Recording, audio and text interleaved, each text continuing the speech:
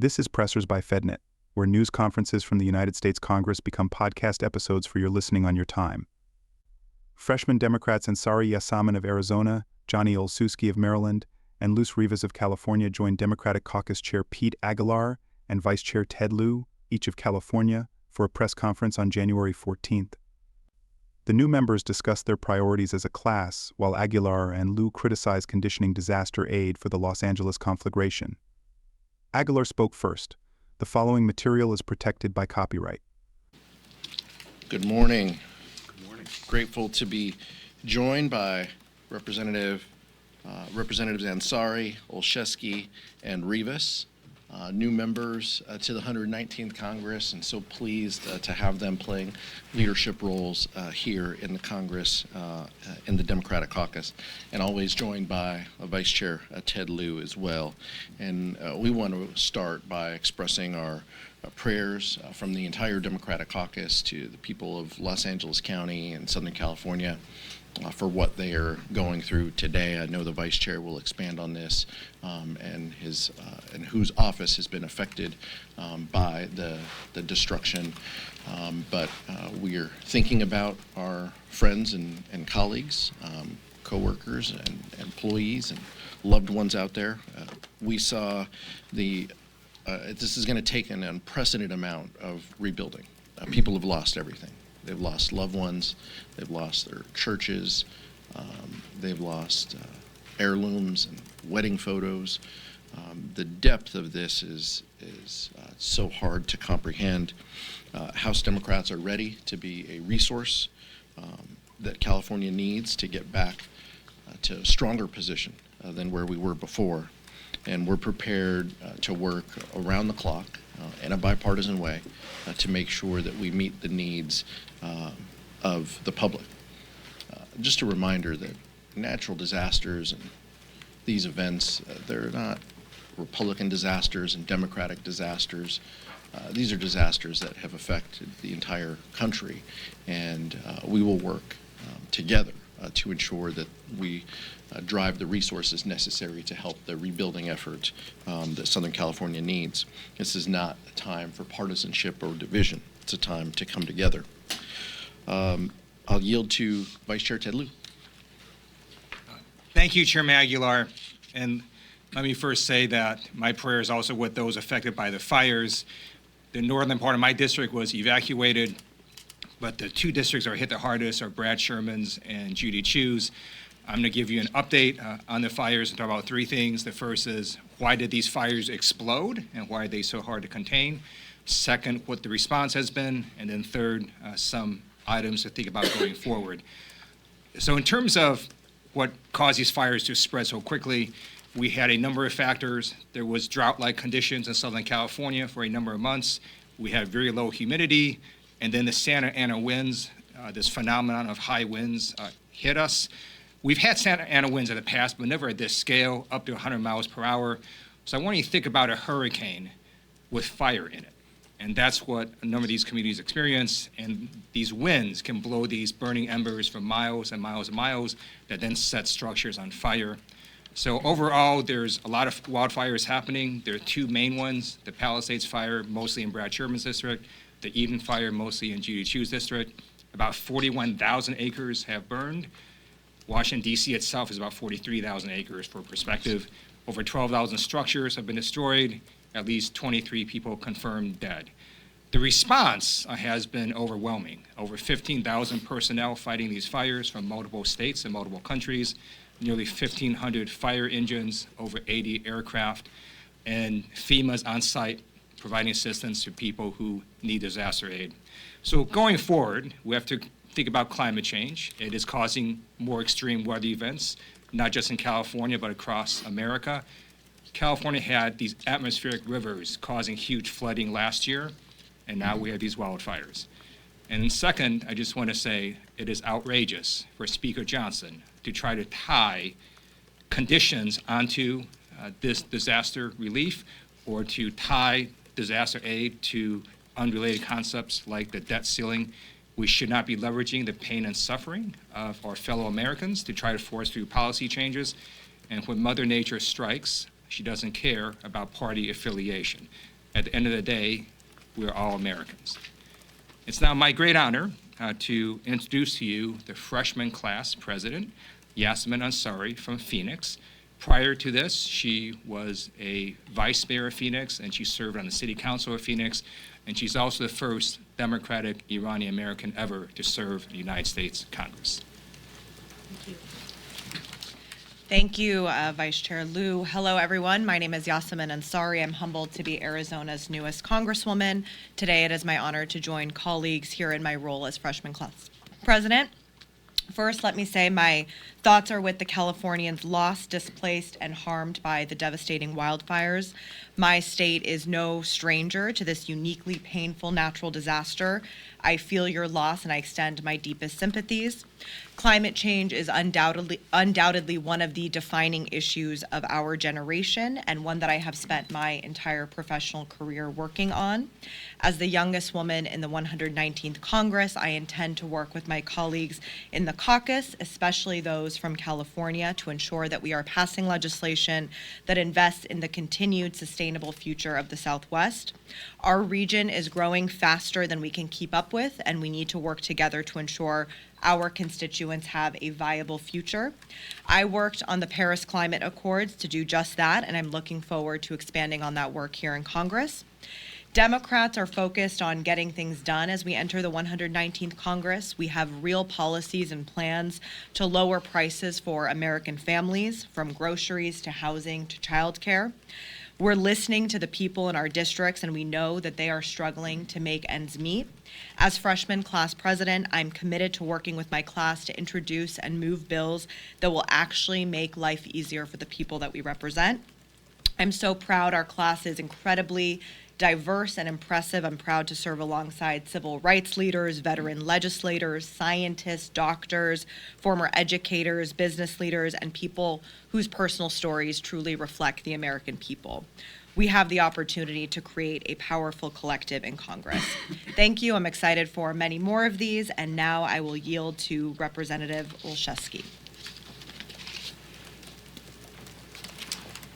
Well, thank you, Representative Ansari, and good morning to everyone. I'll start just by echoing the sentiments around the California wildfires and say, as a representative of the Baltimore region, how grateful I am that Congress, without hesitation, moved and acted to respond to the Francis Scott Key Bridge collapse, which was our own tragedy of no one's causing or doing, and so I stand by my colleagues in that work. I'm thrilled to be here alongside our chairman, Chairman Aguilar, as well as Vice Chair Lieu, exceptional leaders of the freshman class, with Representatives Ansari and Rivas as we provide updates. I'll just echo Representative Ansari's sentiments about our class. We are not just big in size, one of the largest in history, in fact, but also we're big in ideas and we're big in energy. We have extremely talented members that come from all walks of life. And of course, we bring that experience to the work before us. The priorities of this class are the priorities of the American people. We want to GSD, get stuff done. And we're ready to work together with fellow Democrats to pass common sense legislation that improves the lives of our constituents, whether that's making health care more accessible and affordable, especially for women, or protecting our environment and our social safety nets. We're also ready to work with our colleagues on the other side of the aisle, too. There is plenty of opportunity to find common ground. We can compromise without compromising our values. Unfortunately, Republican leadership has not included Democratic freshmen, or for that matter, any Democratic members, in discussions on the bills we've taken action on to date. There have been no bill hearings, no markups, nothing to address our shared goals of lowering the cost of living, creating job opportunities, or even physical security at the border. So I'll just end by saying this. We cannot make truly bipartisan progress by circumventing the process. Process matters. We have to talk to and engage with each other from start to finish. And so despite these initial votes, I remain cautiously optimistic that we can do just that. The freshman class is ready to be at the table, especially now that we have our committee assignments. We're ready to get to work together. And now I'm happy to turn things over to my friend, Congressman Luce Rivas, another barrier breaker in her own right, as the first Latina to represent her district in California. Representative Rivas. Thank you. Thank you, Chair Aguilar and Vice Chair Lieu, for having me here today along with my fellow freshman colleagues, Representatives Ansari and Olszewski. As freshman leadership representative to our freshman class, my job is to ensure that our 33% House Democratic freshman class is represented. Our freshman class brings strength and diversity from across the nation, a diversity of work experiences from local and state governments to physicians to small business owners to engineers, a diversity of backgrounds from urban, rural, red states, and blue states. This diversity will allow us as a caucus to work on comprehensive solutions to keep living costs down and improve people's lives. We will use our experiences to protect affordable health care, keep Medicare and Medicaid benefits intact, uphold our investments in clean energy jobs, feed our children, and make college affordable for all. We have a duty to work together and across the aisle to make life better for the American people.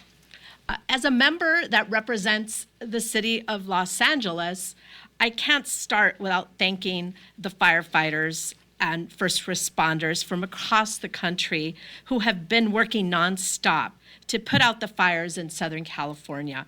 Our hearts go out to those who lost their lives and livelihoods, as well as those who continue to be threatened by this disaster. The toughness and resiliency that the nation saw this past week in Los Angeles, that so many of us know, and it makes us proud to be from Los Angeles. Over the past week, I visited evacuation centers in my district and across the county, burn sites, command posts, to learn about the coordination across the state, local, and federal levels in fighting the fires. You know, what I saw at each community members coming together to help their neighbors through a tough time. I have many friends that have lost their homes, that have lost everything. Every day I learn about someone I personally know that no longer has a home in Los Angeles. Constituents who evacuated and were unsure if their home was still standing called my office and asked how they could help their neighbors. And now I'm hearing accounts that shelters are full with donations, showing how much those of us from Los Angeles care about our friends and family. This is what LA is about, and it is what my California congressional delegation colleagues on both sides of the aisle know to be true. I want to thank President Biden for issuing a major declaration disaster so that our constituents can immediately access the federal resources that they need to recover. It's crucial that we continue to work together to make sure federal aid, without any conditions, and resources are delivered quickly to the people that need it the most. This isn't about party or politics. It's about getting our constituents the resources that they need to rebuild their lives in the wake of this disaster. Thank you, and I yield back to Chairman Aguilar. Thank you, Representative Rivas. Appreciate my colleagues joining us here today. Questions? Joe, appreciate you auditing this course and joining us here. What specific conditions have Republicans asked for you? And would you ever consider asking for conditions the next time there's a disaster in Florida or Texas or Louisiana? Obviously, we have a pretty robust track record when it comes to disaster assistance and emergency supplementals, the terms we throw around here when it comes to disasters, whether it was Hurricane Katrina or Hurricane Sandy in years past. Democrats, even when we had united control, never asked red states or Republicans for anything. We prioritized helping people. We prioritized funding the disaster relief fund so people could get the assistance that they need. We prioritized community development block grant funding for disaster recovery that was specific to those who have gone through events like this, whether that was Louisiana or Hawaii and Maui or New York or the Carolinas. It would never cross our mind to add conditions, and that's why it's unconscionable that Speaker Johnson would raise this issue. But let's separate this, because what Speaker Johnson is doing, he does not have the votes to raise the debt limit. So he is trying to do everything he can so Donald Trump can have a victory, so billionaires and the largest corporations can continue to enjoy tax treatment that they want, to the tune of a couple $1 trillion.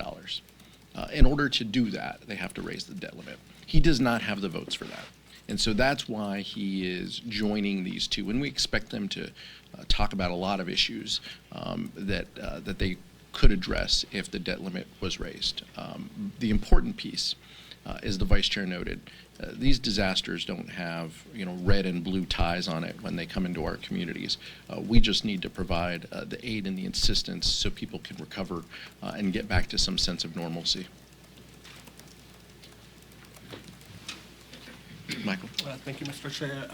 Last night, or a little after midnight, Mayor Garland released Jack Smith's report on the January 6th investigation into President-elect Trump. The report said that had, President Trump not been elected, and if he wasn't coming into office next week, that he probably would, that Jack Smith was confident that he would have been convicted and that the DOJ would be able to sustain that conviction. I want to get your thoughts. Have you been able to see any of the report yet? What are your thoughts on the fact that he may have been convicted had the election not gone the way that it went? I appreciate that this is now public. I look forward to reading it. I have not to date read that specific piece, but as you know, the January 6th committee talked about election interference. We talked about the fake elector scam at length. So I'm familiar with the topic and familiar with some of the testimony that they took. Jack Smith and the Department of Justice had access to more grand jury transcripts and information than the January 6th committee did.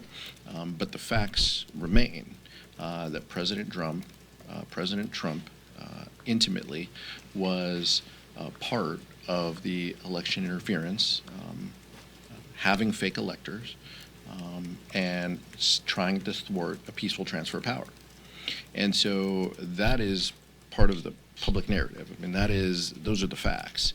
What the January 6th committee did is we raised those facts and put them in a report that the former president and incoming president is not happy with.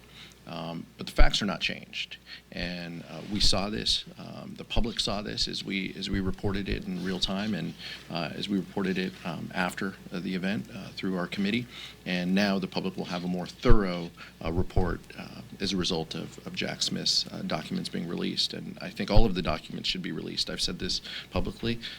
Mike Pence's transcript to the grand jury should be released. The other part of the special counsel's report should be released on the classified documents. All of that should be released in advance of Monday. The American public deserve to see exactly who Donald Trump is. I respect that he was elected, but the American public deserves a higher level of visibility into his role in those events. Thank you. Scott? Hey, Mr. Chairman, on page 112 of that report, you will see that Jack Smith emphasizes the menacing harassment and threats people get for defying Trump, for being part of the investigation. You concerned about retribution, safety? Yeah, the January 6th committee, I mean, our members, it was just such an honor to be part of that group of public servants. But that is a group that is not going to be intimidated by Donald Trump. We know exactly who he is. We took the testimony from folks who shared a lot of those same beliefs, being yelled at and screamed at by the former president. The threats and the intimidation is not something that scares us. We stand by the work product. We stand by the work that we did. We stand by our ability to have a fair process and an open process where we gathered facts and presented them to the public and then preserved everything for the public to look at. Footnotes and transcripts is all in the public record. And so we stand by our important work and aren't going to be intimidated by the prior and incoming president. Nick, and then. I want to ask about the reporting that members of the January 6th Select Committee discussed pardons for their work. Have you sought a pardon, or would you be interested in one? And do you think staff of that select committee should receive pardons? Have not sought a pardon, have not talked to anyone in the White House related to a pardon. I stand by the work that we did. We didn't do anything wrong. I don't think a pardon is necessary. We committed to do a process together to shine light on exactly what happened on January 6th and the lead up and the president's role in thwarting a peaceful transfer of power. That's exactly what we did, and we stand by that work product. I'm not aware of any conversations with the White House related to that. Chairman, you touched on this about there's been no debate over any bills, but yet as part of the original rules which established the House procedures, it contained the Born Alive Survivors Protection Act along with 11 other bills. Just your reaction to that, Republicans putting that in and not allowing for any sort of compromise, any sort of debate on the issues, and with them bringing up more pro-life measures in the future. Yeah, and this is pretty standard for the House Republican Conference. We've seen them run these plays in the past. To Representative Olszewski's main point, none of these bills that they are advancing would lower the costs for the American public. None of these bills are going to lower grocery costs, make housing more affordable. That's the unfortunate part, and it's a missed opportunity. Because the American public has said very clearly that they want us to work together to solve problems. And none of the bills that they are proposing would do that. What it has done, it has allowed them to buy some time. I saw this morning that the speaker indicated that we're going to have a rules chair now. That is an important part of how you govern and what is necessary in order to bring bills to the floor. This might be the latest that we've ever seen a rules chair seated. But what those bills did that you're mentioning is it allowed them to buy a little bit of time to bring these up without a rules committee in place. So maybe that was the goal, but either way, the result is the same. The American public get no help and support from the initial 12 bills that House Republicans are bringing. Cassie. Mr. Chair, there's been a lot of discussion over the last several days about these proposed conditions that are a mystery as to what they might be besides raising the debt limit. But there is a question to be asked here about whether or not Democrats are ready to reject a vote on aid if they do not find those conditions palatable. Are Democrats having that discussion, and are they prepared to vote against it if they don't believe the conditions are, something that you guys can support? We will not support conditions to disaster assistance. We can have a lengthy debate and discussion and use the committee process to have discussions about the steps that California has taken to protect itself, whether that's doubling the fire professionals in California to a record number of resources, billions of dollars, to clearing brush in a preventative way, or as the former president talks about, raking the leaves.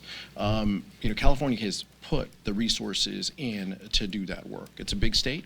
The federal government has a responsibility between the U.S. Forest Service and the Bureau of Land Management as well to be thoughtful partners. And so we are not absolved of any of this, and we have a meaningful role to play. House Democrats are willing to roll up our sleeves and to stay here as long as possible to have the conversations. But at the end of the day, ultimately, this will mean disaster assistance, and that needs to be free from partisan conditions. We did not put partisan conditions on Florida or Louisiana or the Carolinas when we offered aid. Partisan conditions are not helpful and will distract from the help and, more importantly, delay the help that's necessary for the American public. May I ask a follow-up? Sure. Vice Chair. So just a short while ago, the speaker walked out of here and said that this is not partisan, that this is not politics, that they want to have safeguards, making sure that this money is used the way it's supposed to be used. But then he has members going out there and telling reporters that they need to get a pound of flesh for every dollar spent in California. So, what do you make of his claims that this isn't partisan politics when he has members out there saying that? The speaker's comments and some of the members of the Republican caucus comments are outrageous. When Mother Nature strikes, she doesn't go, hey, are you a Democrat or Republican? Because if you're a Democrat, I'm going to take your home and burn it. And if you're a Republican, I'm not. That's not what happened. Republicans lost homes. So did independents. So did people who weren't voters. All sorts of Americans lost their homes. And think how absurd it is to say, we're not going to rebuild this post office because it's used by 60% Democrats and 40% Republicans. We never do that. So when a tornado strikes in a red state, or a flood happens in a red state, or a hurricane affects a red state, we don't go, oh, it's a red state, we're not going to provide disaster relief. So what the Republicans are doing is really, really outrageous. We are the United States of America. It's 50 states. And by the way, California provides more in taxes to the federal government than it gets back in services. California is subsidizing a bunch of red states. And so if you want to just look at the actual numbers, it is even more outrageous that somehow Speaker Johnson wants to publish Americans who happen to live in Southern California, including Republicans who happen to live in Southern California. Yield briefly to Representative Rivas, who was a former state legislator as well, who dealt with these issues. Thank you, Mr. Chair. The state of California has invested in wildfire mitigation efforts for years, but this weekend, Chair Aguilar and I joined Congressmember Judy Chu for the destruction that the Eaton fire did in Altadena. And anyone that visits that, you just want disaster aid to be there immediately. Speaker Johnson has not visited California. I think the members of the districts most affected would be happy to invite him to witness this destruction. And from once you see it, you'll know that we need to send aid immediately. Right? There's people that have lost everything in parts of Los Angeles that will take long to recover. They're scared. Where are they going to live? Do they still have to pay their mortgage payments? Do they still have to pay utilities? It's going to take years to rebuild these communities. People lost their churches, their schools, their stores, their businesses. There's people that lost both their business and their home. We have to help the people in California rebuild and recover. Representative Rivas and I stood at an intersection in Altadena and saw in between two churches that had been completely burned down. I guess my question to the speaker is, what do you tell those congregants? What do you tell those community members who will see delays because of politicizing the disaster assistance? That's unfair, and it's wrong. Last question back. Republicans' Protection of Women and Girls in Sports Act, what is particularly concerning to Democrats about this legislation? A couple things are concerning. First, that we talked about before, is that House Republican Conference decides to bring this up before they want to address economic issues, rising grocery prices, rising costs of living that Americans are facing. We believe fundamentally in the fairness of sports. Members of the House Democratic Caucus, some of them played Division I sports. Many people have been shaped by being sports parents, and we kind of view it through that prism first. But we cannot stand and allow politicizing kids' sports to be used as a political tool. But to your question, what is most offensive about the legislation is that it doesn't distinguish girls' sports at what age.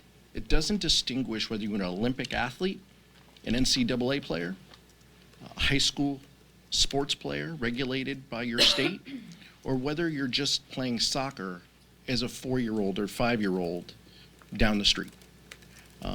It potentially could lead to inspections, individuals raising concerns, and how you proceed with that is something that is concerning to the House Democratic Caucus. And so that's why, we felt that this is the GOP Child Predator Empowerment Act, and this puts kids at risk, whether you play gymnastics, whether you play football, or whether you're a wrestler. This puts you at risk. Kids as young as 4 could be asked for personal inspections There is nothing in the bill that talks about parental consent of those inspections. There's nothing in the bill that talks about at what level an inspection is necessary. That is concerning.